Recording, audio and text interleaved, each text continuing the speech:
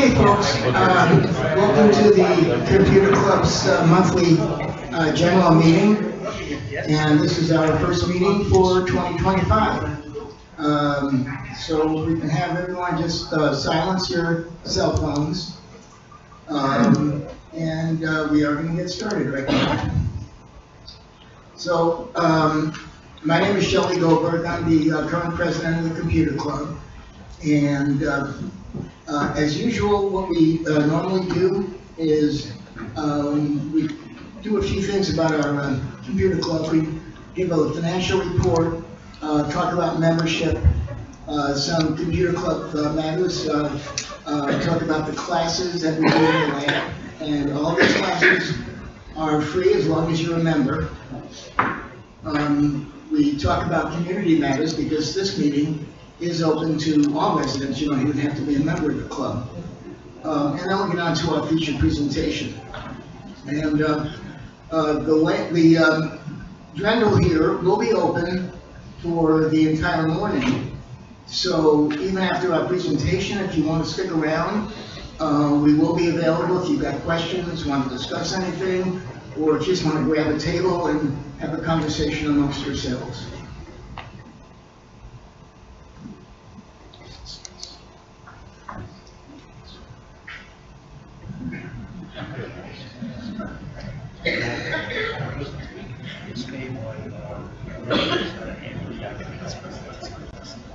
Anyone experience that?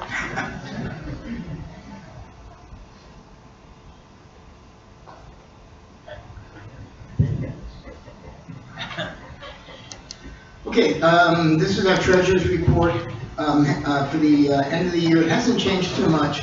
We did buy a little bit of equipment, so actually this computer that I'm using here right now is new. We just got that. We also got a new computer. As you walk into the lab and check in, you'll see our new kiosk computer there as well. And we'll be getting some other new equipment this coming year as well. And the bottom amount shows $1,500 donated to the Grafton Food Pantry, and that's from the jar that you see in the back. So enjoy your coffee and donuts, but we do appreciate when you can put in a dollar or two into the jar, and then it goes to the Grafton Food Pantry.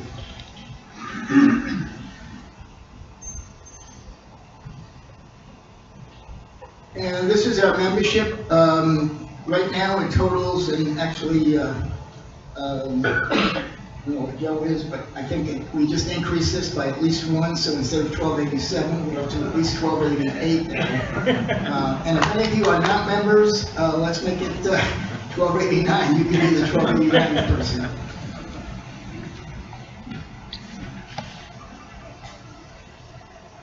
And by the way, our memberships are for 3 years, so it's quite a bargain. It's the first time you join, it's $25 for 3 years for anyone living in your household. So if you paid $25, it used to be just for 1 year, now it's for 3 years. And then after that, you can renew for $15, and that again is for 3 years for everyone in your household. So that comes out to like $5 for per year, and if you got 2 people in your house, that's only $2.50. So that's quite a big bargain. Yeah.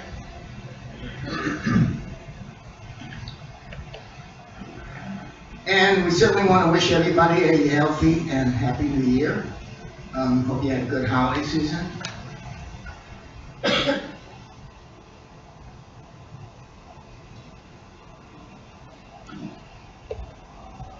And our lab and the computer club itself works with all volunteers. Right now we keep open 2 days a week. We'd like to be open more than that, but without help we can't do it. So if any of you would like to volunteer, we're looking for people to help others in the lab. You don't have to have a lot of experience. We can train you. We need people that work on that can help even with some of the scanning equipment, so we can show you how to use that, and you can help others with something like that. We need people on board. If you think you'd like to teach a class, either by Zoom or in person, we can get you involved with that. And we also have our coffee crew in the back, and the people that prepared all the coffee and donuts that you enjoyed today. So hopefully, if you'd like to help us out and volunteer, you can talk to any of us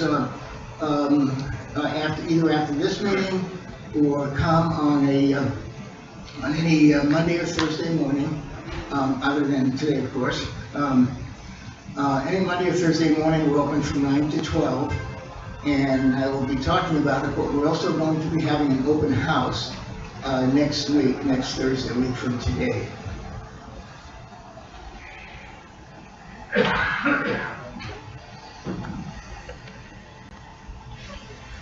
We have two subgroups of the computer club, so these are like little mini clubs.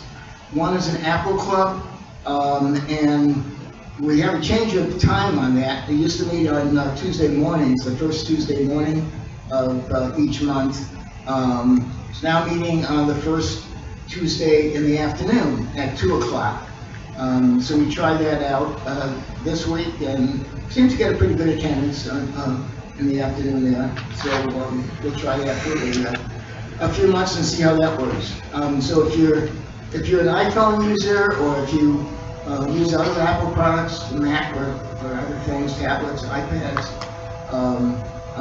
like to learn more about it, just come to that meeting. And we have a photography group. That one meets also the first week of the month, which was actually last night, Wednesday at 7 o'clock. Actually, normally it's the first Wednesday. I know yesterday actually was the second Wednesday, but that's because the building was closed on the January 1st for the holiday.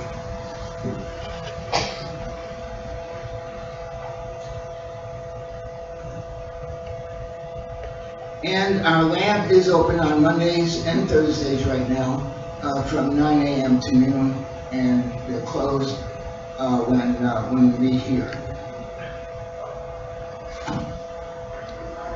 And as I mentioned, we're going to have an open house a week from today. This will be in the afternoon at 1:30. So if you'd like to come by and see what it's all about, if you've never been to the lab, this would be a great opportunity. We can kind of show you around. You can look at your leisure at some of the equipment we have. We've got digitizing equipment if you want to scan your slides, or photo prints. If you've got shoe boxes full of slides and prints, you can bring those to the lab. You have old VHS tapes that you want to convert. We can get those digitized as well. So, you also have computers that you can use, and if you have your own computer that you're looking for assistance in fixing, there's no need to call the Geek Squad. All you have to do is come to the computer lab. So this will be a week from today at 1:30.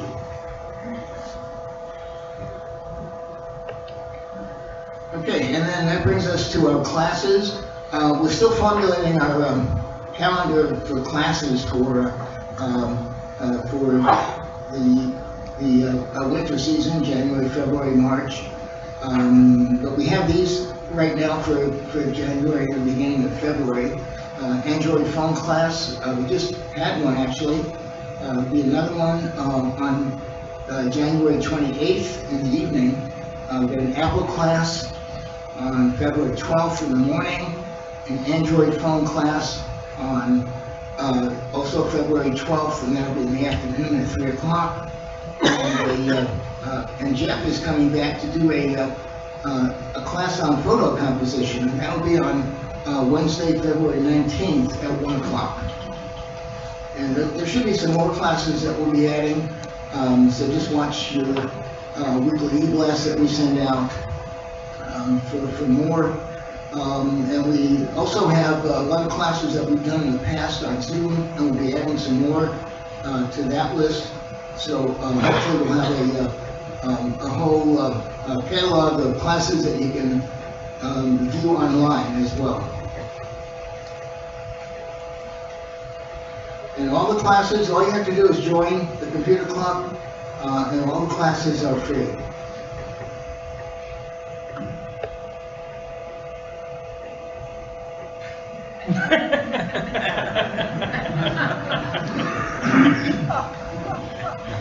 This works with your modem or your router. You know?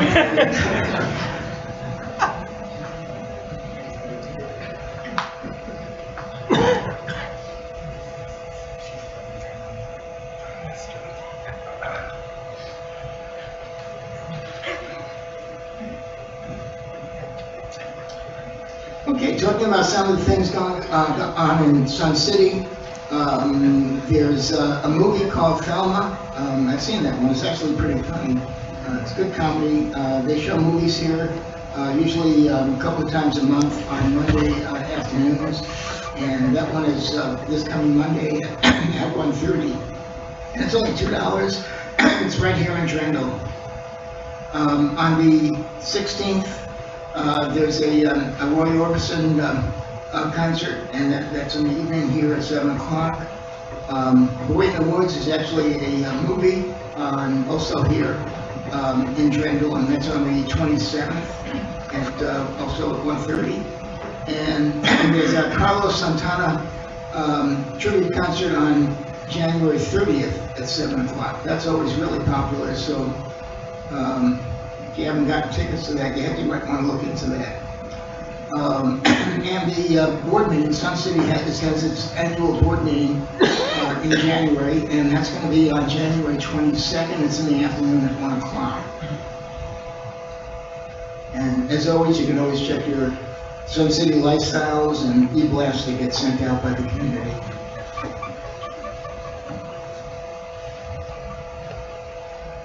And as I mentioned, after the presentation, we'll still be open here. We have this room for the entire morning.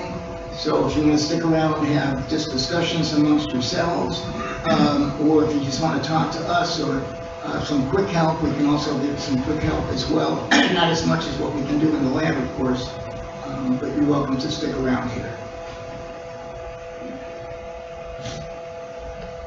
Okay, today's presentation is going to be on common computer problems, and I'm going to be doing the presentation on this. We originally had, I don't know how many people here know Marilyn Hedman. She helps out the computer club. She also helps out in the community as a whole with computer problems. Unfortunately, she had a little health problem yesterday, so she had to cancel out. She took herself to the emergency. I think she's doing okay, but she's unable to be here today, so I put together a quick presentation last night, so hopefully bear with me. But I'd like to invite, all of you, if you've got questions or things, problems that you're experiencing and you want to talk to them, feel free to interject. So we're going to talk about what types of computer problems that we have in the lab, and just types of things that you might run into. And, what are these problems? And, how can you fix them yourself? And of course, you can always come into the lab. If you can't fix it yourself, just bring your laptop or your phone or tablet into the lab. Okay, first problem that we might discuss is your computer might be too slow. You bought a new computer, it was working great, and then a couple of years later, you say, what is this thing? It's, everything is it takes 5 minutes for it to start up in the morning. So, what can you do if the computer is running too slow? Well, the first thing it might be is, it could be that there's too many programs running. Maybe you've got too many things running in there. So what you want to do is you want to close any programs you have that you're not using. So a lot of people, what they do is, they'll start up the browser, they'll open up, 100 different tabs in the browser, and they'll start up maybe Word and start up their email app, and you'll have all these things ready, and they're all competing with each other for the computer's resources. So if you're not using something, just close it.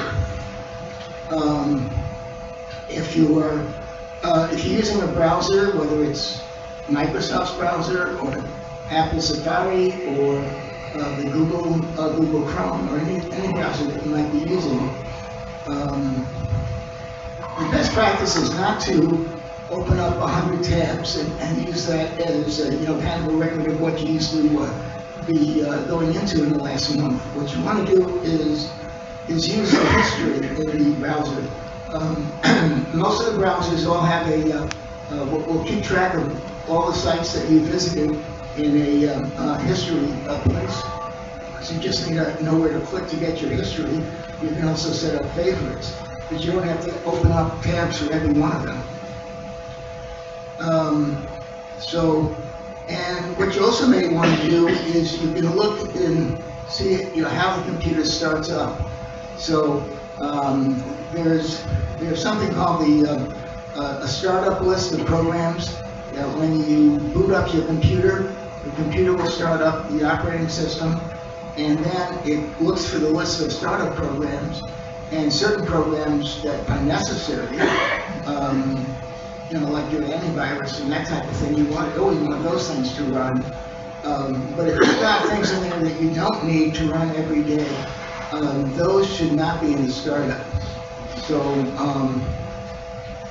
these things can be changed. You can go into either the task manager, or there's a program called CCleaner that you can use to remove programs from the startup. If you're not sure how to do these things, of course you can always come into the lab and we can help you with that. The other thing that might slow down your computer, besides too many programs running, is not enough RAM. RAM is random access memory. That's the memory resource that your computer uses to open up start programs and run those programs. So normally, if you're just using a browser, you don't need a lot of resources. Even if you only have like 4 gig on your computer, that's quite adequate. But if you're doing stuff like video editing or photography editing or anything, that sort of thing, you might need more memory. And memory is a lot cheaper today than it was several years back. So today's computers, usually you'll find they come either with like 16 gig or even 32 gig or more. So that's something that might slow your computer down if you have an older computer that only has one memory chip of, let's say, 4 gig. Okay, and the third thing that might slow your computer down is maybe your hard drive is getting full. So you want to take a look and see how much space you're using up, how much free space you have on that hard drive. And you want to free up some hard drive space by removing things that you don't need, put them onto an external drive or something where you can, where it's not going to be slowing down your computer. The other thing is, in the past they've used magnetic hard disk drives, what's known as an HDD. Today's computers use what are called SSDs, which stands for solid state drive. A solid state drive is tons faster, either by a multiple of 10 or more, faster than what a hard disk drive would be in running programs and in accessing your disk. What a hard disk drive does, normally you're going to have spinning disks, kind of like records on a turntable. You'll have a head that goes onto the turntable. Think of a phonograph table where playing the record. It's kind of multiple platters that are put together into a hard disk drive. Solid state drive, on the other hand, an SSD, is using chips. So they're all computer chips. It's tons faster, and it's a lot more durable, so it's going to last a lot longer as well. So if you're looking to buy a new computer, always make sure it's got an SSD, a solid state drive, and you'll find that the computer boots up almost instantly, compared to what the old drives did. Okay, the last thing that could slow your computer down is, maybe you've got some malware on there, kind of like a virus or any kind of a program that shouldn't be there. That's could just be an advertising thing that somebody has placed on there because you went to a specific website and clicked on something, and now you've got this malware that keeps popping up. So to get rid of malware, you can run a malware scan, either with your antivirus program, or you can use something like Malwarebytes. And if you're not sure how to do these, we can show you how, or you can bring your computer in, and we can even do it for you at the lab.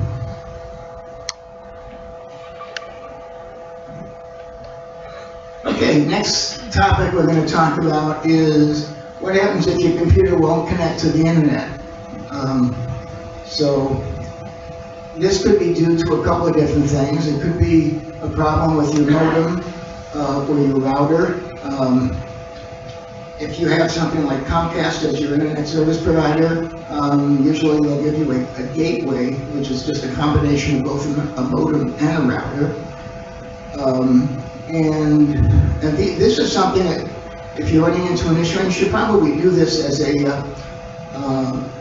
just as a preventive measure as well. It's always good, at least once a month, unplug your gateway or modem and router, and wait about a minute or so, and then plug it back in.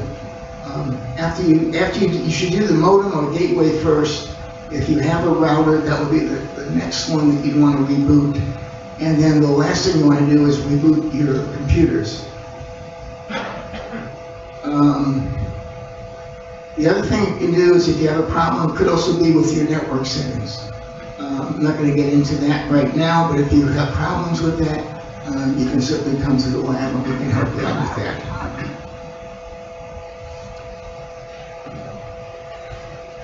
Okay, next problem might be that your computer crashes, or it just freezes up on you and it's doing nothing. So what's the cause, and how do you fix something like that? Well, it could be overheating. Maybe there's a problem with overheating.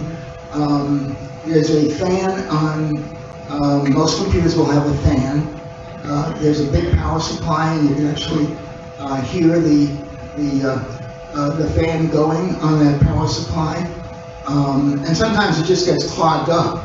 So maybe it just needs a cleaning. If it's an older computer that you've had for a few years, you might just need to open it up, clean it out, maybe even vacuum out if there's a huge amount of stuff in there. So this, that's something you want to check, and keep it clean, depending where the computer's at. And it could be other issues that might cause it to overheat as well. And here again, if you're not sure how to do these things, you can certainly bring the computer into the lab. The second thing that might cause your computer to either crash or freeze is a problem with drivers. Every device on your computer, whether it's the keyboard, the mouse, the monitor, the display screen, they all use something called the driver, which is it's the software that lets that run. And if you have an outdated driver, you don't have an up-to-date driver, the computer may be working, but it may not be working to its best capacity. So you always want to make sure you have the latest drivers in there. The third thing might be that piece of hardware in the computer might be failing. And the way you can tell is usually most manufacturers, HP, Dell, Lenovo, any of them, will provide you with diagnostic scan software. All you have to do is run that software. If you have an HP or a Dell, I think it's called Support Assist or Support Assistant, you can run that. There's a diagnostic scan in there, and it will tell you whether or not you're having issues with any of the hardware on the computer. As a last resort measure, if you're having problems, you can always reinstall the operating system. That takes a little bit more knowledge and skill. So if you're not sure how to do something like that, here again, just bring the computer into the lab and we can help you with that.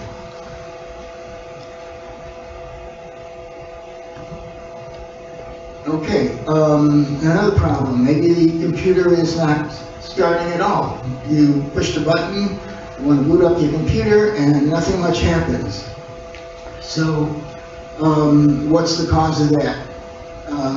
Well, here again, the power supply is a big thing that you want to check first. Usually you can see, when you push the button on the computer, you should see a little power light come on. There's a little LED light. If you don't see the power light, you're not getting power. So of course the first thing you want to do is check your cables and make sure that the computer is plugged in.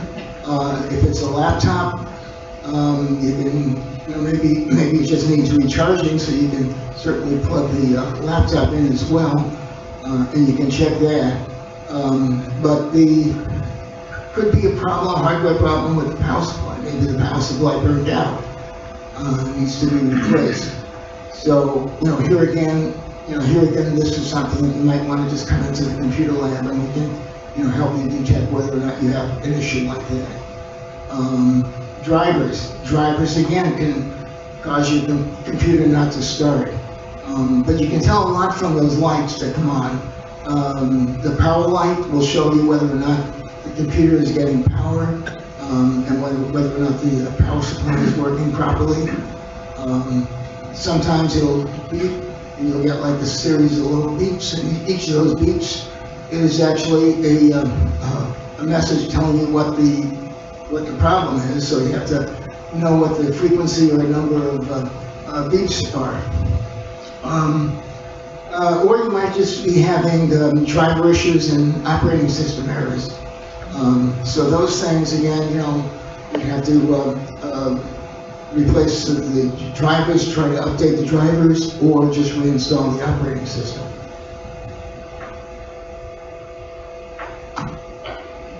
Okay, I think the number one problem that we see in the lab is probably email.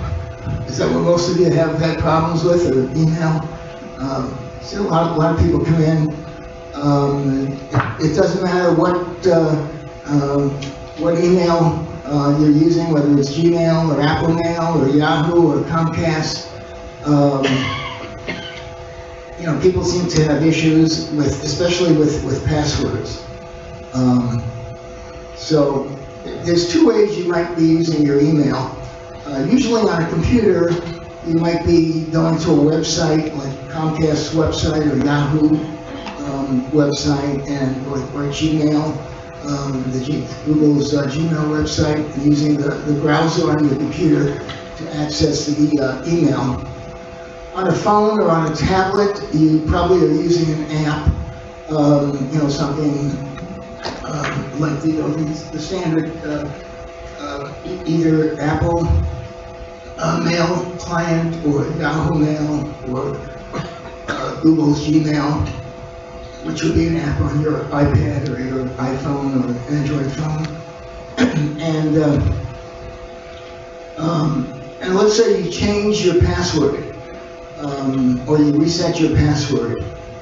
Let's say you're doing that on your phone. Well, if you do it on the phone, it's going to change your password everywhere. So when you go to the computer, your computer is no longer going to be able to access it with the old password.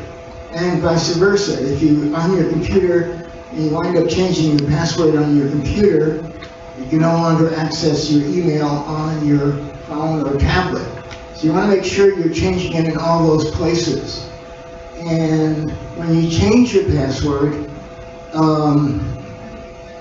what you want to do is, well, first of all, the vendors all try to protect you. So they want to make sure that it's actually you that's changing the password, and it's not someone that's impersonating you and trying to steal all your data and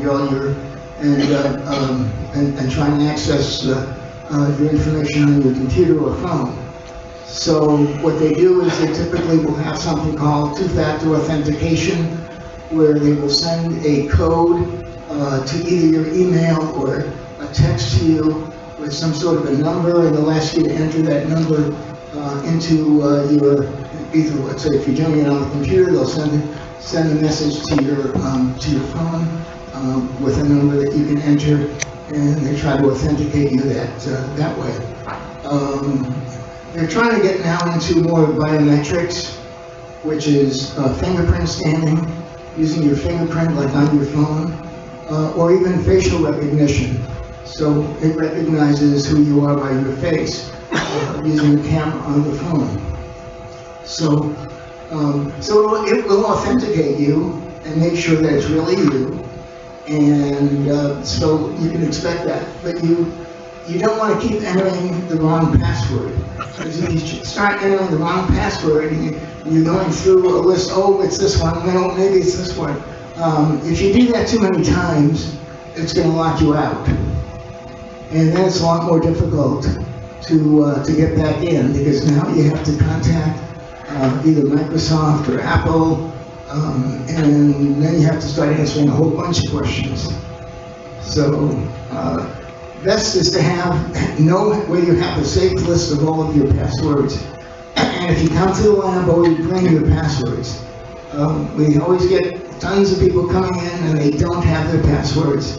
And it takes a lot of time then to try to get their passwords straightened out on their email.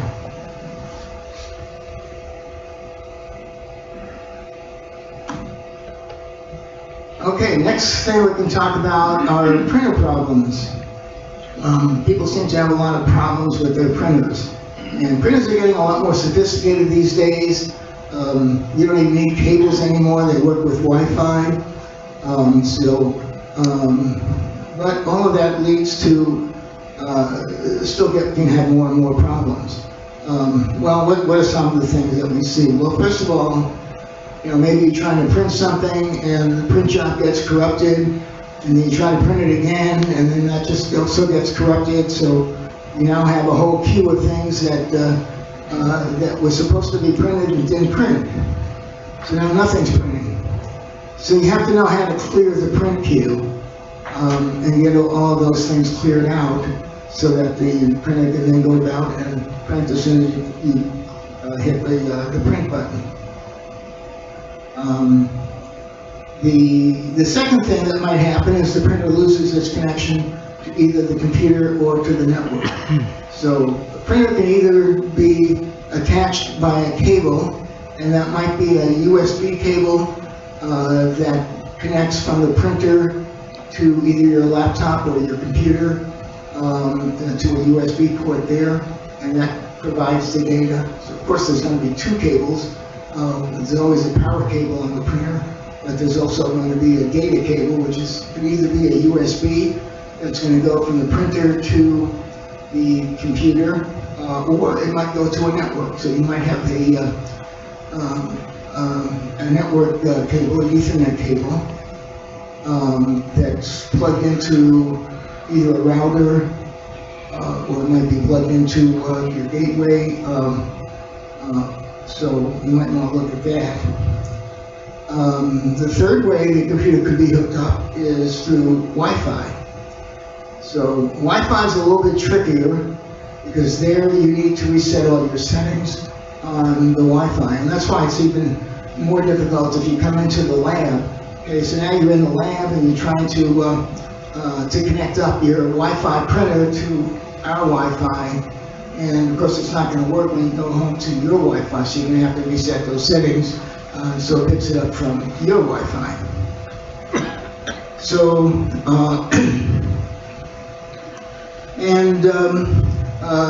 so the Wi-Fi, and of course there's password changes. If you're changing the password on your network connections, that of course could also affect the printer as well. There's at least with Windows, there's something called a printer troubleshooter. So you can run a printer troubleshooter. We'll try to run a few diagnostics and tell you where the problem is. It'll try to clear the print queue and check to see if there's any print driver issues or other issues. and it will try to correct those as well. So how many people have had printer problems recently? A few. How many have had email problems recently? Usually there's a lot of those. Okay, malware.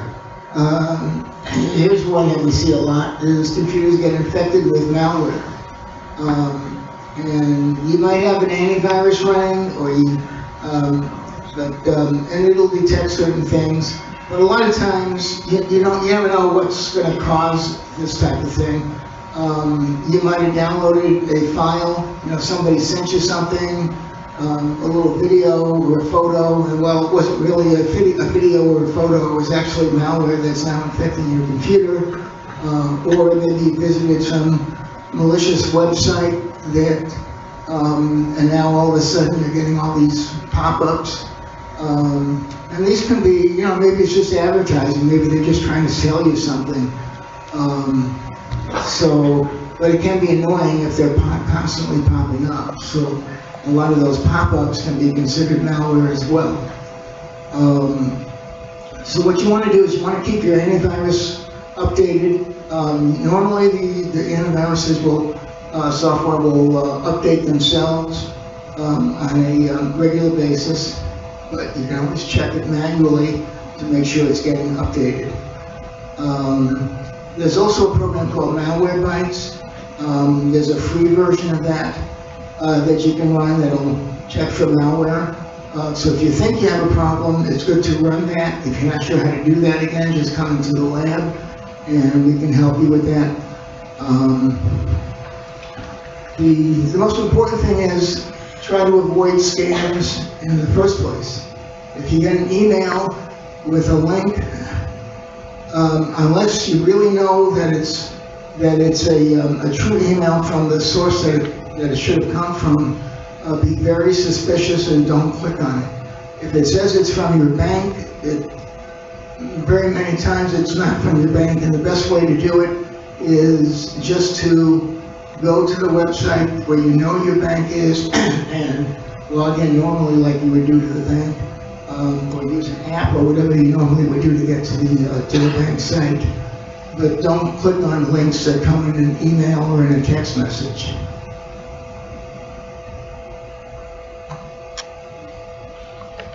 Okay, so how do you prevent computer problems from beginning in the first place? So, well, the first thing you can do is make sure you're getting updates, you're updating your operating system, whether it's Windows or whatever, Chrome or Apple. You want to make sure all the updates go in.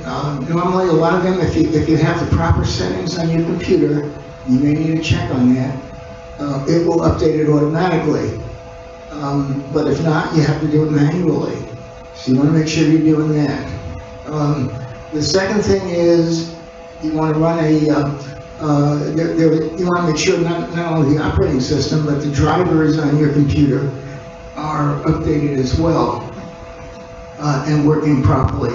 And that's where you can use things like Support Assistant with HP or Dell or whatever it's called on Lenovo. Or Acer or Asus or any of the others. You can always run that manufacturer scan. It'll run diagnostics on your computer. It'll run updates on the firmware. The firmware or BIOS is what runs when the computer boots up before it loads the actual operating system. So you want to make sure all of that is up to date. You can also run a program called CCleaner. There's a free version of that. You don't need to, even though they try to plug you on that, they always try to get you to upgrade to the premium version because that's how they make their money. But just like with Malwarebytes, you can use the free version. You don't need to upgrade to the premium version. And so you can run that CCleaner program. You also want to make sure you run your antivirus regularly on a schedule. Normally the default for, let's say you're using a PC with Windows, Windows has a great antivirus. It used to be not as good as McAfee or some of these others, But nowadays, they're all pretty much doing the same thing, and they compete with one another, so the offender is just as good as any of the others. And if you do nothing, the default, I believe, is to run it every day when you're not using your computer. It looks for when you're idle, and it'll run the antivirus program scan automatically. But you can change that, so there's ways to change it. So if you want it to run more often or less often, depending how often you use your computer. So you want to do that. You want to check for malware. Again, here it's good to, if you have suspicious you may have gotten into some bad websites or something, you should immediately run that. But if not, it's always good to take preventive measures and run it, let's say, at least once a month. And the last thing is always make sure you back up your data. So if you've got important documents and photos and videos, you don't want to lose these, so you should always make sure you have a good backup. Okay, how about if you have a newer computer, it's going to have a warranty, so you may have 1 year or multiple years on a warranty. So how can you get support? You can always, call the manufacturer. So, if it's HP or one of the major manufacturers, there's usually a phone number that you can call for help as long as the computer's under warranty. If it's no longer under warranty, well, here again, just come to the computer lab. That's why we're here to help you. Okay, that's pretty much all I'm prepared to talk about. So we can open up for questions.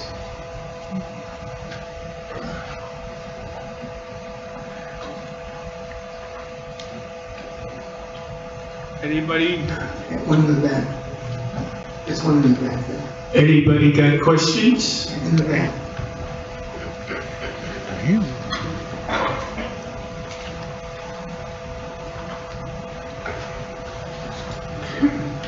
This is kind of an email question, sort of.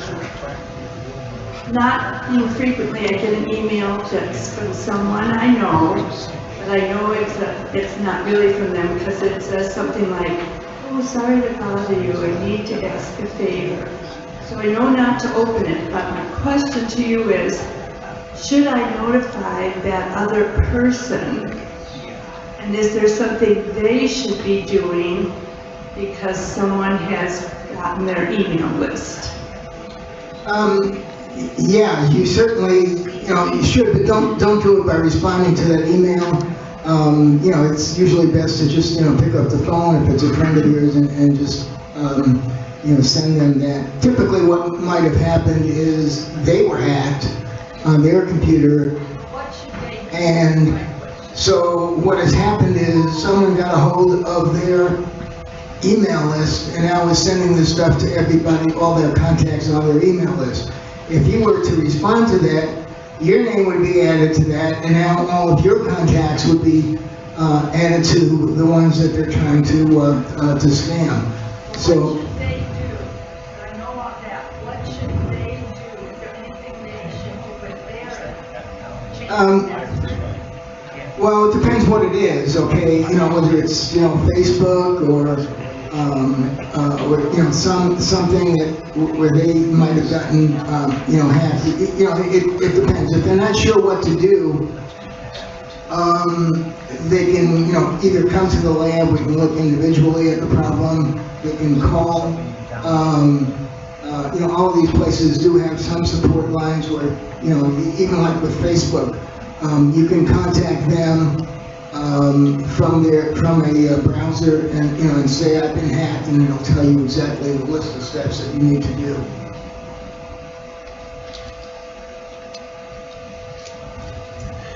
Hello. Well, that's the two of us.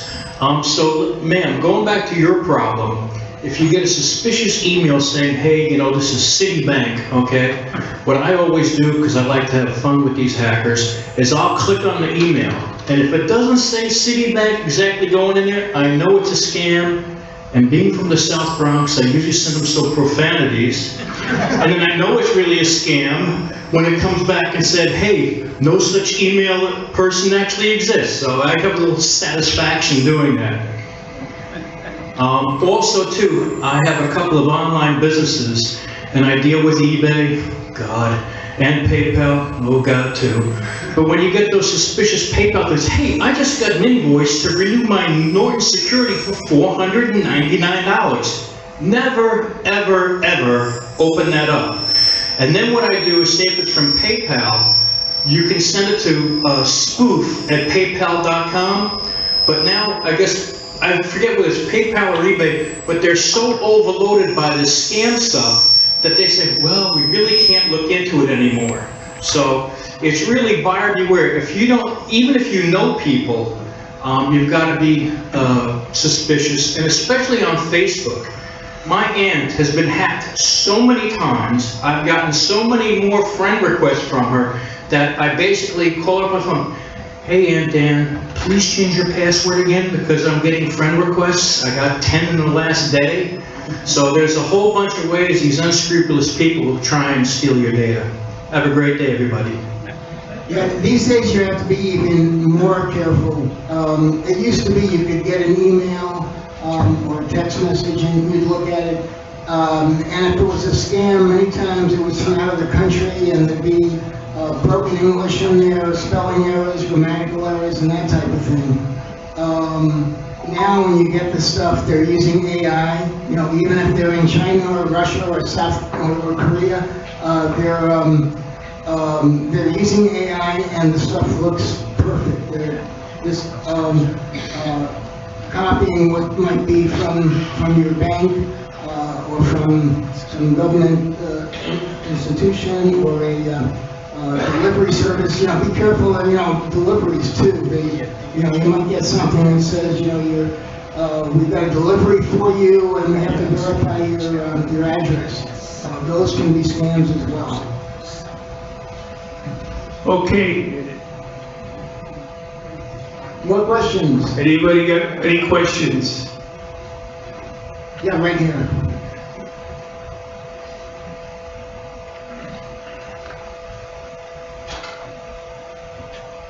Just this week, I am infected with Zeus 2020. So I did a full scan, and Defender did not help. And now a number of times you've mentioned Malwarebytes. I'm just moderately capable. Should I go ahead and download that and try and work through that, or should I come to the lab? Yeah, you can download the free version of Malwarebytes if you know how to do that, and so you're not getting a scammed version of Malwarebytes. You want to make sure you're on the correct site. If you don't feel comfortable with it, you can certainly come to the lab and we can help you install that on your computer. Okay, thank you. It used to be open 2 days a week and one night. Is there anybody who would like to be open nights again? Or more days. Is anyone who would like to be open more days? Keep your hands up, we need some volunteers. Okay, one of the things that I would see in the lab a lot with people coming in is they'll say that they got a virus. And the number of people that get viruses today are very low compared to what it used to be. That's mainly because your computers got smarter and they catch a lot of that stuff and don't let it go through. But a lot of things that they get are just a JPEG, like a picture. It says, call this number, your computer has a virus, has 20,000 viruses on it. There's nobody out there that's going to send you a legitimate message like that. So, the best thing you can do is hold down the power key for, let's say, 15 seconds. It'll go off, and it will force your computer to reboot completely. Then, you take your finger off the button, wait another 5 seconds or so, and tap it once. That'll restart your computer. Your computer will come up, and a lot of computers, depending on where you're in, will come up with a message on your browser that says, do you want to go back to where you were? You improperly shut down your computer. You want to be sure you say no. And that is the end of anything. You don't want to hit the red X in the corner because you don't know if that red X is really a cancel or is it a download. So they can program that red X to do anything they want. So you don't want to hit that. And if you do that thing there, all you had was a junk picture that came in and you got rid of it. So never ever call the number on there. We had calls of people that spent as much as $2,000 on the services they got. And we've also heard of people that spent $200, $300, a lot of those. And the $2,000 one is a person that I know personally. And she should have known better, but it was the cleverness of their talking got it to the point where she gave in. So don't ever get in those positions. You get that. Yep. It will end. Yeah, if you've got questions or comments, just raise your hand and we'll get to you. Yeah, this is just a comment going back to the SSD versus HDD drives. I personally have a Dell computer, and it's probably about 4 years old right now. And 2 years ago, when it was 2 years old, all of a sudden it got so slow, it would take 7.5 minutes to boot up, if it booted up at all. And I thought I had malware on it or something. I went to a computer company, and they wiped out my hard drive and didn't make a backup. And for my corporate use, let's just say I was not very happy about it. I took it to another computer guy, says, oh, your hard drive's a piece of CAP. And I upgraded to a Toshiba SSD drive, 1 terabyte, and it's so darn fast, it's not funny. It's like $88 on Amazon, so if you are having issues like that, it's a real cheap way to revitalize your computer, and these people here are more than talented enough to swap that out for you. Yeah, if you have an older computer and you're used to turning on your computer and then having breakfast before your computer's running, yeah, a solid-state drive will give you almost, instantaneous startups. So it's like night and day. Correctly. Yeah, the other thing is, you want to make sure you're clearing out, all of the temporary files that get put onto your computer, what's called cache, C-A-C-H-E. Because every time you use a browser, let's say, you go to different websites, all of those websites you have all kinds of temporary files that get put onto your computer. And at the beginning it's fine, but eventually it starts cluttering up your computer and things start getting slower and slower and slower. Now you can go in and you can clear it out in each one of your browsers. There's usually a thing that will let you clear cache or clear history. But if you haven't done that in a while, it can, I've seen people come into the lab and they've got literally gigabytes of temporary files that should have been deleted that's slowing down their computer. So what you want to do is you want to make sure that you get all of those out on a regular basis. CCleaner is a great free program that you can use to do that. Again, you don't have to buy the premium version, you can use the free version. and that will get rid of all these cache files. If you're not sure how to do it, again, just come into the lab and we can help you with that. Many of the computers we see coming into the lab are 10 years or more old. And back then, it was routine to only put about 4 gigabytes of memory in there. And for many things, today's software won't run very well on that. People say, how long should I keep a computer? Probably not 10 years. If all you're doing is email and browsing the internet, you're probably okay. But for anything beyond that, you really need more memory. Anybody else with any questions? Here we turn it back to, Yeah, last call, if you, just raise your hand, we still have plenty of time. So just raise your hand if you have any more comments, questions, or what have you. And again, we're gonna be open now, here for, for at least the next hour or so you don't have to rush out. If you wanna stick around, talk to us, wanna get more information about the club, or just have a discussion amongst yourselves or with any of us, feel free to do so. Are we done?